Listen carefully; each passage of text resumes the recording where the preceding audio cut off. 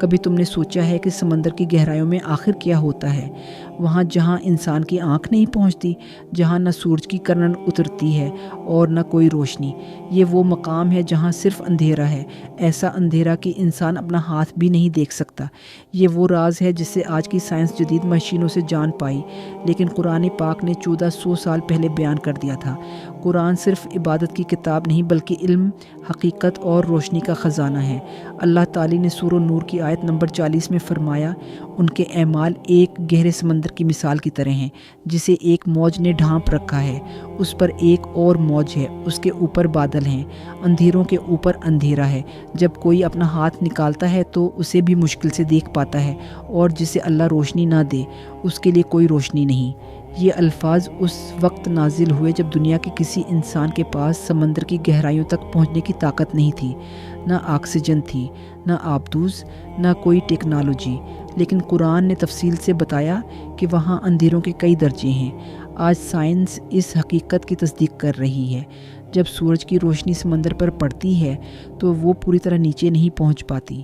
سب سے پہلے روشنی کا کچھ حصہ سطح پر ہی منعکس ہو جاتا ہے، پھر جیسے جیسے گہرائی بڑھتی ہے روشنی کے رنگ ایک ایک کر کے ختم ہونے لگتے ہیں۔ پہلے سرخ روشنی ختم ہوتی ہے، پھر نارنجی، پھر پیلی، پھر سبز، اور آخر میں صرف نیلی روشنی باقی رہ جاتی ہے۔ لیکن جب گہرائی 500 میٹر سے زیادہ ہو جاتی ہے تو وہاں کوئی روشنی نہیں رہتی، وہاں مکمل اندھیرا ہوتا ہے، ایسا اندھیرا کہ انسان اپنا ہاتھ بھی نہیں دیکھ سکتا۔ یہ وہی ہے جو قرآن نے کہا، اندھیروں کے اوپر اندھیرا۔ سائنس دانوں نے مزید تحقیق کی تو ایک اور حیران کن حقیقت سامنے آئی۔ سمندر کے اندر صرف اوپر لہریں نہیں ہوتے بلکہ پانی کے اندر بھی لہریں بنتی ہیں، جنہیں اندرونی لہریں انٹرنل ویوز کہا جاتا ہے۔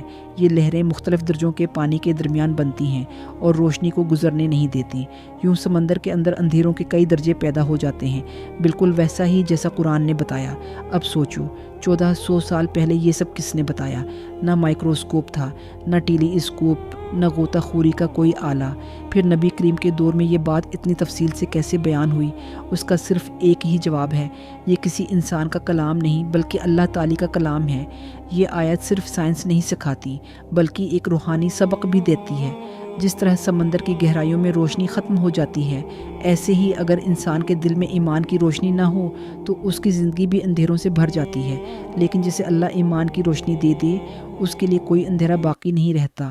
قرآن ہمیں یاد دلاتا ہے کہ یہ دنیا کا ہر راز، ہر لہر، ہر ذرے کی حرکت اللہ کی نشانی ہے۔ قرآن علم کا وہ سمندر ہے جس کی گہرائی کبھی ختم نہیں ہوتی۔ جو اس کتاب سے جڑ جائے اللہ اس کے دل کو بھی منور کر دیتا ہے۔ یہ کتاب ہمیں اندھیروں سے نکال کر روشنی کی طرف لے جاتی ہے، یہ ایمان کو مضبوط کرتی ہے اور علم کی دنیا کو روشن کرتی ہے۔ قرآن نے جو سچ کہا، آج کی سائنس اسی سچ کی تصدیق کر رہی ہے۔ سبحان اللہ، یہ ہے قرآن کا معجزہ، علم، ایمان اور روشنی کا معجزہ۔ اگر تم روشنی چاہتے ہو، سکون چاہتے ہو تو قرآن کی طرف آؤ۔ یہی وہ کتاب ہے جو اندھیروں میں بھی راستہ دکھاتی ہے اور دلوں کو روشنی سے بھر دیتی ہے۔